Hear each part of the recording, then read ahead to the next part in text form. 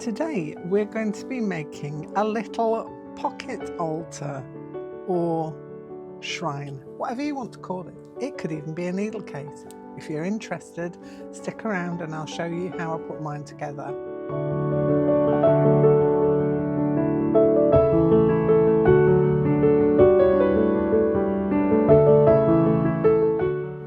Hello my lovelies and welcome back to a kooky corner of YouTube.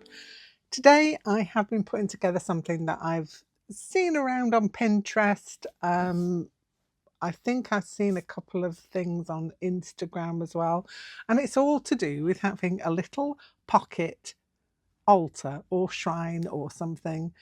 It can be for whatever you want it to be. So I'm going to base mine around my family because I want a little thing that reminds me of my family when I'm out and about on my travels, and just something of whimsy, because we don't have enough whimsy in our lives, people. We need more whimsy and less of the stuff that makes us feel anxious. And I quite like having little things like this little guy who travel along with me in my bags, and they just give me comfort.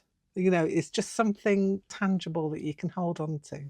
And in this day and age, we all need a little bit of comfort, don't we? So I thought I would make my own slow stitch version of a little pocket shrine. So this is how far I've got with the one I started, because I like to try out my ideas and then work along with you to create something. But this guy, he's got some little starry insides going on as well, because I'm really loving the starry fabric. If you have been looking at my hexies that I've been making for Create and Craft with Christine, I have been using this as a background fabric. I love it. It's just right up my street. Now, the shape of my little altar it was kind of like this shape, but I wanted to make it into a bird.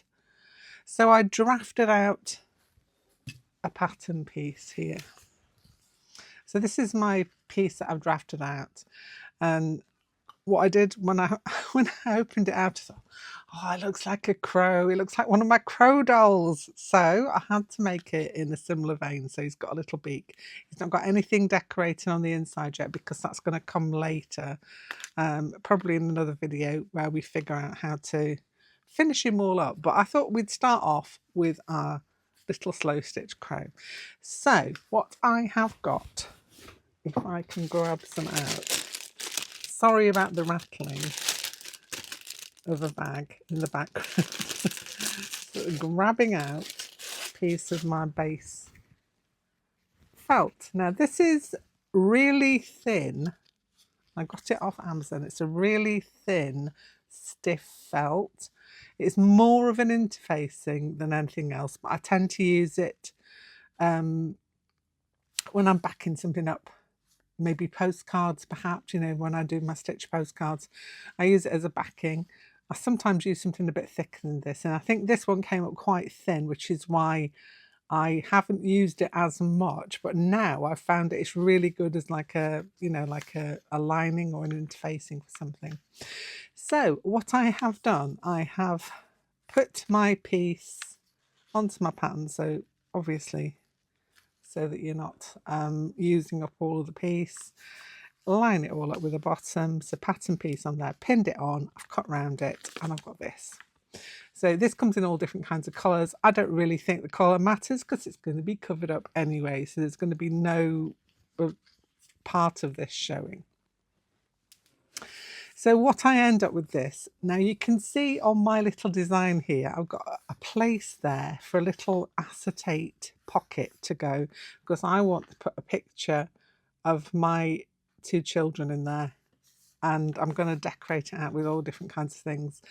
And it's just going to be something that's a little comfort thing. I know it's not got any real practical use, but does everything have to have a practical use? I would say no. I think if you put artwork on the walls, it's not really got a practical thing. It's something that you can look at and enjoy and admire. And I'm going to look at this and enjoy it as much as I would any other piece of artwork that I've got, but this one's just a piece I can stick in my handbag and I can have it wherever I go. Anyway, that being said, so piece on here, I've got different sections so that when it folds over, you know, it can fold up. Let me show you on the one that I've already done so you can see how it goes. Obviously I've got to finish off the top on this one and the bottom because I've got ideas for things I want to go in there. But how it goes is like that. I fold the wings in first, like so. That will protect the photo that's underneath. So it's like the birds giving them a little hug. In my head, that's what it is. So there. And then we go up and up and up. And this piece will come down and the beak you can tuck inside. So beak tucked away, and I'm going to have some kind of fastening to either go around there or whatever. If you've got any ideas for fastening, because I'm not going to get that far today, it's just going to be how to get the base bits done. But if you've got any ideas for fastening, if it could be like a wraparound or a button closure or maybe even a press stud, although I'm loath to do that because I want to use these areas to decorate with different things. I've also wanted to put a little protection, like a little crystal maybe in the bottom of here, like a little stone, a bit of rose quartz or something. That's an idea. That's an idea I've got. I've not finalised it yet. So if you've got any ideas for what to put in the centre of this, then please do use the comments and give me a message or whatever on my Facebook group if you can think of any ideas. I obviously want to put a little stitchery piece here to designate his eye because I want him to have an eye there. A little bit like my crow dolls, if you've seen those before. I want him to have an eye.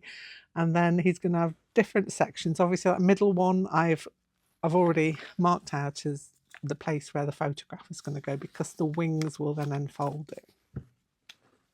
But first of all, we've got a lot of fun to have with our slow stitching. Now you can see on this one I've got a variety of different fabrics that I have put on here.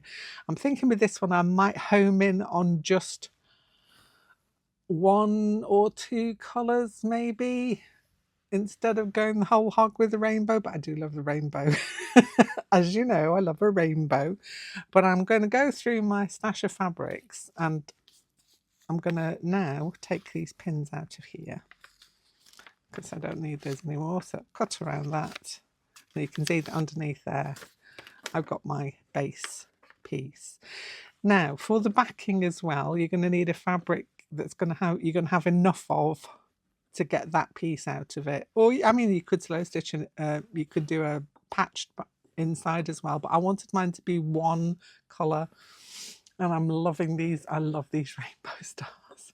I got my piece of fabric, well the initial piece of fabric was a fat quarter that I got from Paper and String, and then I went online and got some more from them as well. I got a bigger piece this time because I'm doing let me show you. I'm doing the hexes with Create and Craft with Christine, which I might also show you how I put these together today as well, if you're interested. I'll pop this on the end of the video. But the place to go is Create and Craft with Christine, and she's showing you all different techniques of how to put your hexes together.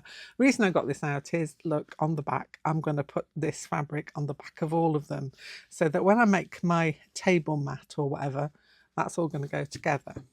But yes, so I've got a nice big piece of that to go at. I've also got a piece of this with gold stars in.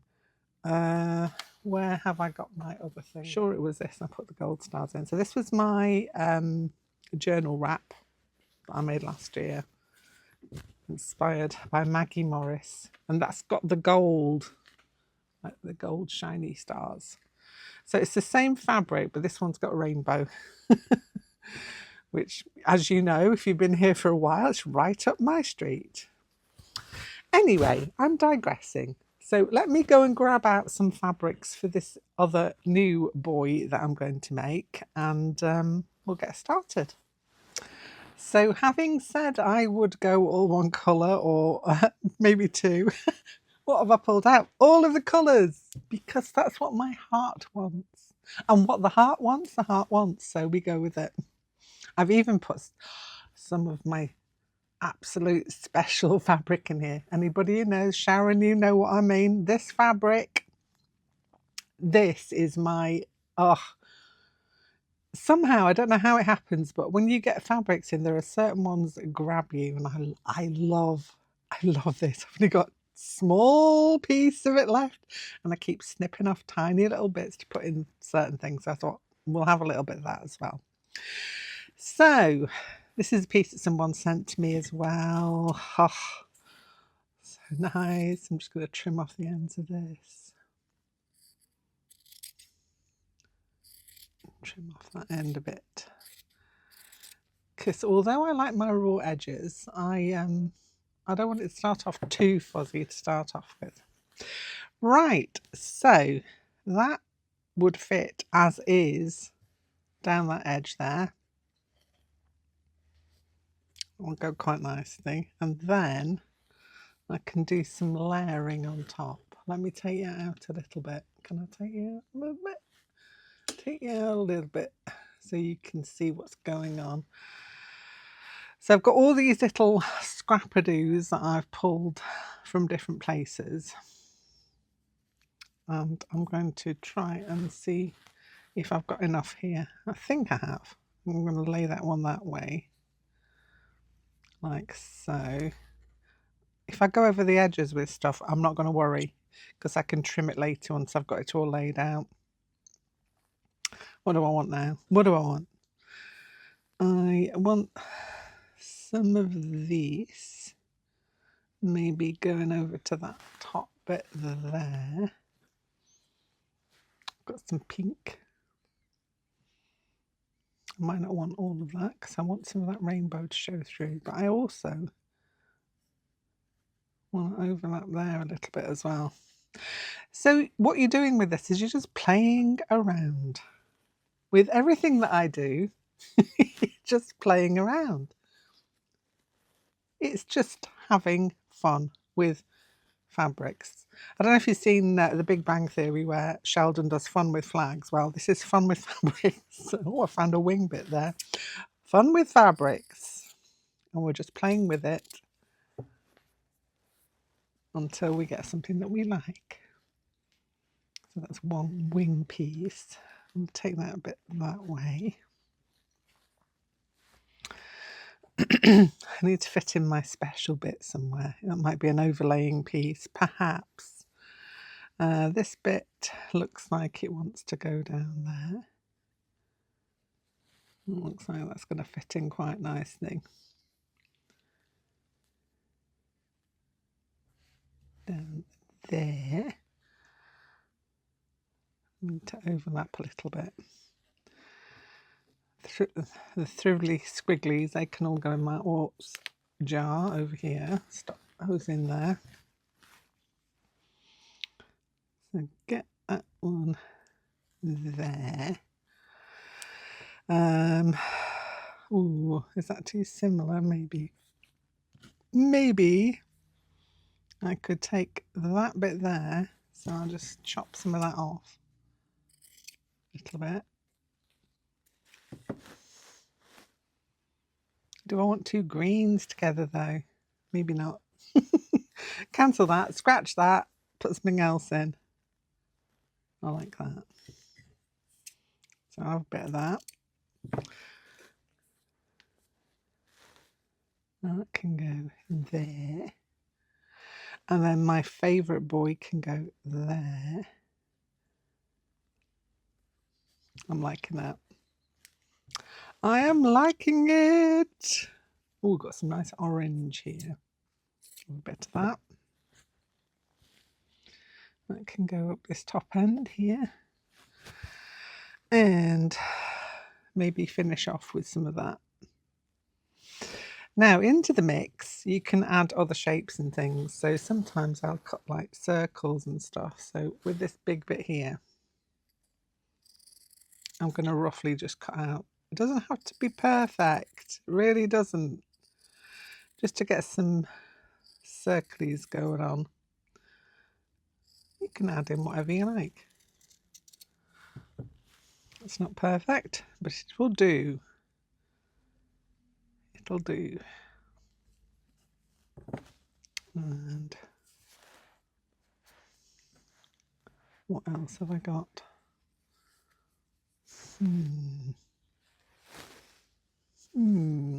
Got some spare bits over here. Do you want another blue circle? Scrapping around for different bits. I can add in some more circles later. I've already got some of that. Let's have some of this one. Ooh, I like that. Trim it. Get rid of all the squigglies on the ends. Kind of want to add it in there. And just throw in little organic bits in as well, just because. Ooh, I like that. Where shall we put you? Maybe move you down. Move you there. Or there. Or there. Or there. There. Yeah, like that. So once I've got an idea of how I want it, I'm going to pin it down. Do I want a bit more of this in there? Do I want some of this in? No, I think I've got enough. And I'm going to pin it all down. Obviously, you don't have to go as leery with your colours as I do. I am a leery person. So I will go with all the colours all the time. Obviously, you can do this in different ways. If I was making this for my youngest daughter, I would be doing it in all kinds of greens and foresty colours because that's what she likes. But it's going to be for me again because I think if I do one way and one another way, I could make one of them into a needlebook, perhaps. I don't know. Everything's up there. It's all in the air. We can do whatever we like. So I'm going to pin all this down now, and I'll show you what I'll do next. Okay, so we're all pinned up. I've used my little applique pins, which I just nearly tipped all over my table. These are the Clover applique pins, which are handy. Me and pins do not get along generally, but I get along better with these than I do with the longer ones. It's kind of a love-hate relationship. I don't know if they love me or not. I think they hate me, but anyway, this is the back of the piece. See, it's a good job I closed that. My disaster area, and I'm just going to trim so that when I'm sewing, I'm not sewing into bits that I'm going to cut off. That's basically the way it goes. I could actually leave most of that and just trim that bit there. It's only the bits that are kind of sticking out over the edges that you want to be trimming off, and you don't have to be super exact with it. I can feel something flapping there. Talking about flapping, on my roof at the moment, the studio's loads of seagulls around. We've got tons and tons of them, and I keep shouting at them, "Oi, Stephen, get off my roof," because they go onto my Velux window in the studio and poop all over it. How rude.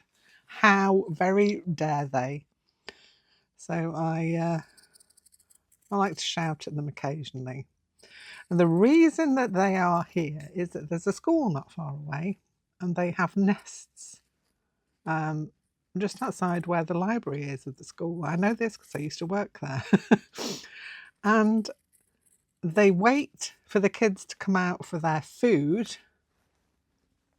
And the kids, obviously, they're quite messy, and they will put stuff in the bins when they don't want to eat whatever they've been packed up for their lunch. You know, they're doing the trades and things. Oh, I've got peanut butter, what have you got, kind of thing. And then whatever's left over, they'll just stack it into the bin. Obviously, it's good. They're putting it in the bin. They're not throwing it on the floor. The seagulls have figured out how to get stuff out of the bin.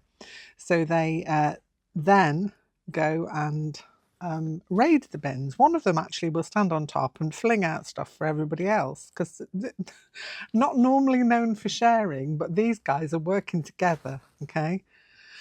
But when the dinner is finished, they all fly and flap around over my house and poop on my Felix window.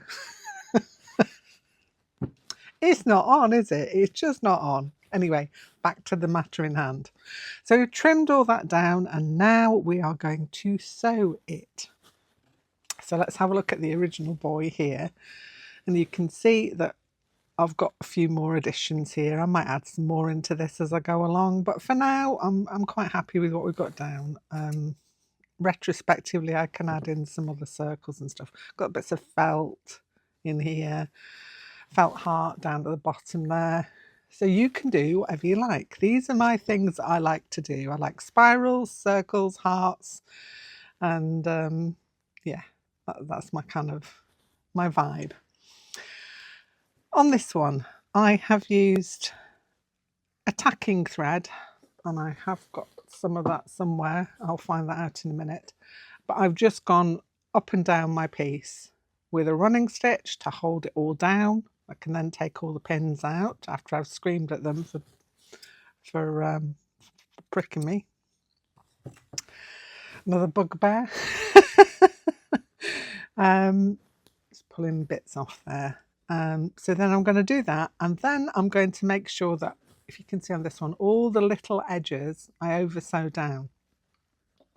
But first of all, I'm going to do the running stitch up and down the whole thing, and then I will go into the sewing. So if you want to get to that part, get all your running stitch going on. It's just straight running stitch up and down until you get to the bottom. And then we can carry on with the more decorative bits. So here is the piece that I have stitched, running stitched all the way up, and I have started adding in some more stitches. Now this part is completely up to you how much or how little you want to add in. So if we look at my original one here, I've got lots of like circling stitches. They're all very simple, straight running stitch, or in fact most of them running stitch or back stitch. I've added in some extra little bits of felt on there, little bits of fabric. You can go into the fabric as much or as little as you want to. I left mine at that particular stage, but you could add more little tiny little fly stitches in, or whatever, chain stitches, whatever stitches you want to go onto your piece. Add them in now before the backing goes on. So I will continue with this one, but for now I'm just showing you how I've laid it out. I've got little bits of felt, I've got a little felt heart on the bottom there, and I'm going to stitch into this one eventually, but I want to finish this one off first. So this is to show you to the point where I've almost got to. When you have completed all your little running stitches, going around all the pieces, making sure that all these flappy bits here, like so, you know, those bits there, the loose bits are all down. So on this one, they've all been stitched down so that they're all nice and safe and secure. Then what you want to do is to cut out some backing fabric. So I've got the rainbow star one here, and I've cut it out here now. The difference being with this is that I'm not going to cut it exactly to size. I want this to actually be turned under. You can cut it exactly to size if you want to, but just be aware you will get more fraying on the ends of it. This way just keeps the fray to the front, which we will also cover with a blanket stitch to some degree. So there's going to be tiny bits that come off, but very little. Okay, so I've done probably about, let's have a measure. It's not been totally accurately done, about 1/4 of an inch all the way around really, just to give a little bit of turnage. And what I will do then, I'll show you how it will go.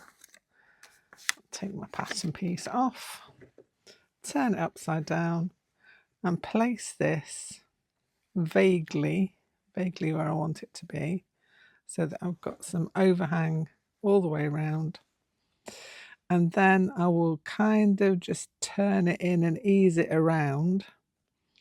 And at this point, you can start to use the clips. You can also throw them all over your table if you want to. If you like a little bit of a tidy up situation, just to show you how it goes. It always helps to close things up when you finish with them. Little note to self. So you're just easing it around. If you need to ease a little bit more, you can put a little snip in it if you want to, but I'm just going to clip it all the way around. You can see how this is going. So I'm turning it under and clipping it down. I'm not going to do it completely now because I want to finish the front of this one, but just to show you how I did it so that you've got a complete cover on the back. And then what I've done with this one so far, I've left the top open.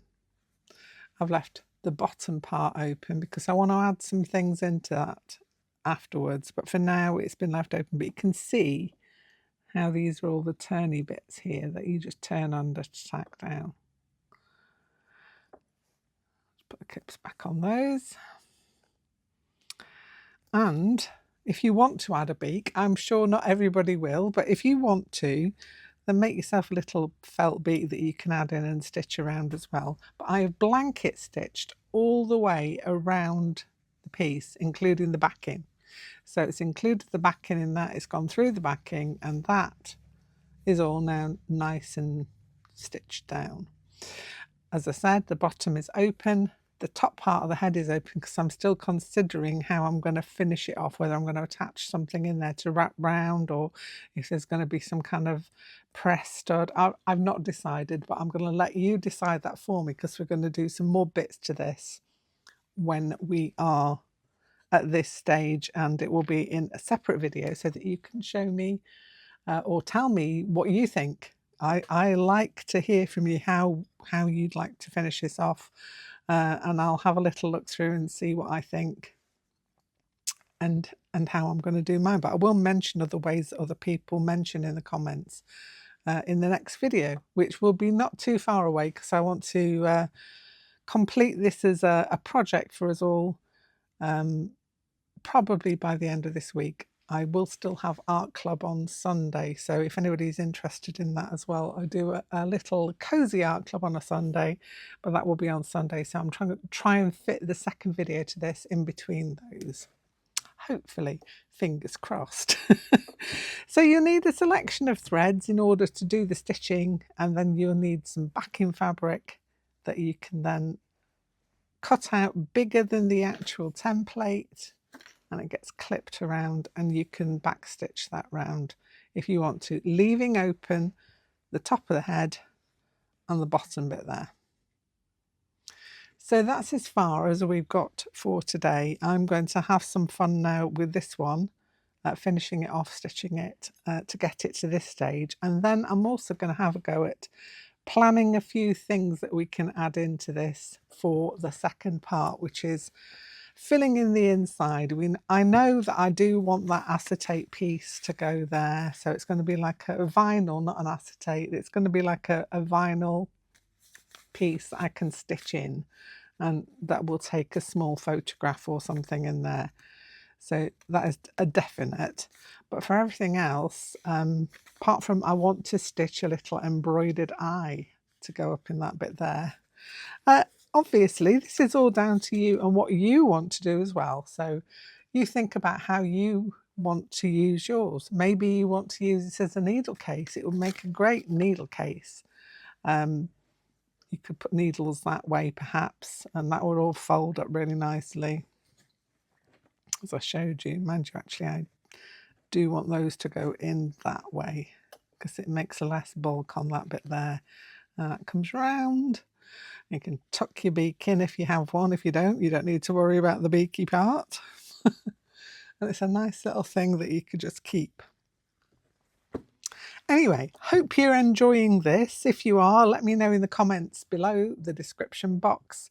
I always love to hear from you. I will always reply to every comment that people tell me as far as I can. Obviously, if I missed your comment, It's probably because YouTube isn't showing to me at that point in time, but I will hunt them out and get them, I promise.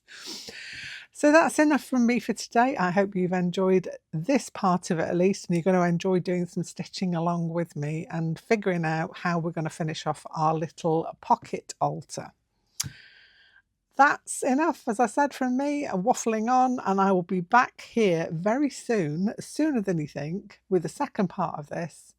And also, don't forget Sunday Art Club. Bye for now.